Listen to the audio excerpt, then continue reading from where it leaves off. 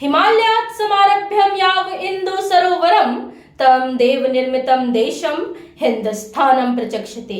हिमालय से लेकर दक्षिण में हिंद महासागर तक फैला देव निर्मित यह देश हिंदुस्तान कहलाता है और हिंदुस्तान की लोकतंत्रात्मक व्यवस्था बनाए रखने के लिए संविधान का निर्माण किया गया है, जहां अभिव्यक्ति की मिली स्वतंत्रता संविधान ने दिया हमें यह अधिकार।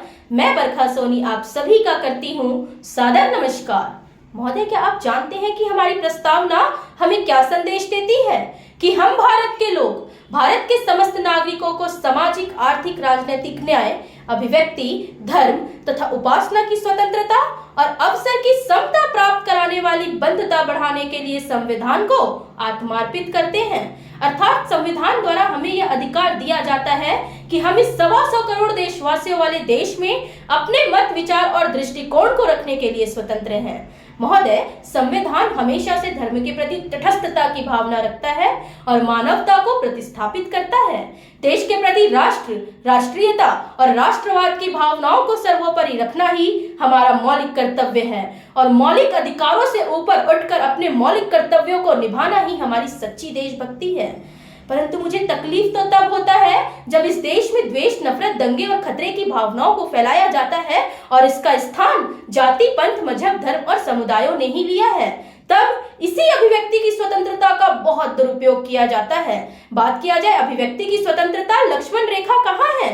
तब हमें यह समझने की आवश्यकता है कि यदि संविधान में उपस्थित अनुच्छेद 19(1) हमें यह अधिकार देता है कि हमें अपने विचारों को लिखित और मौखिक रूप से प्रकट करने की आजादी है, वहीं अनुच्छेद 19(2) हमें यह भी संदेश देता है कि अभिव्यक्ति की स्वतंत्रता असीमित नहीं है, निरपेक्ष नहीं है, इसकी भी कुछ सीमाएं हैं और देश के नागरिकों का देश के संविधान के प्रति कुछ जिम्मेदारियां हैं। परंतु मुझे दुर्भाग्यवश यह कहना पड़ता है कि हमारे नागरिकों के समक्ष चुनौतियां रखी जाती है और देश में द्वेष की भावनाओं को फैलाया जाता है।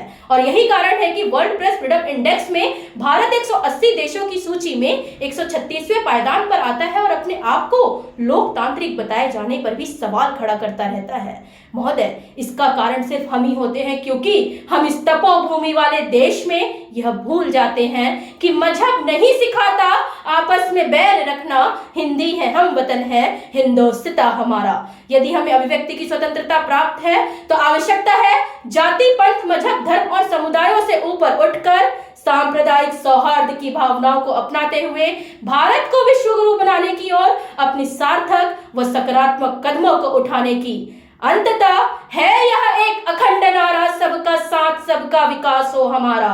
हर वर्ग का अपना भाव है, क्योंकि अभिव्यक्ति की स्वतंत्रता का प्रभाव है और हालात ये बदलना है, साथ हमको चलना है, संकल्प ये महान है, स्वप्न हिंदुस्तान है। धन्यवाद। जय हिंद।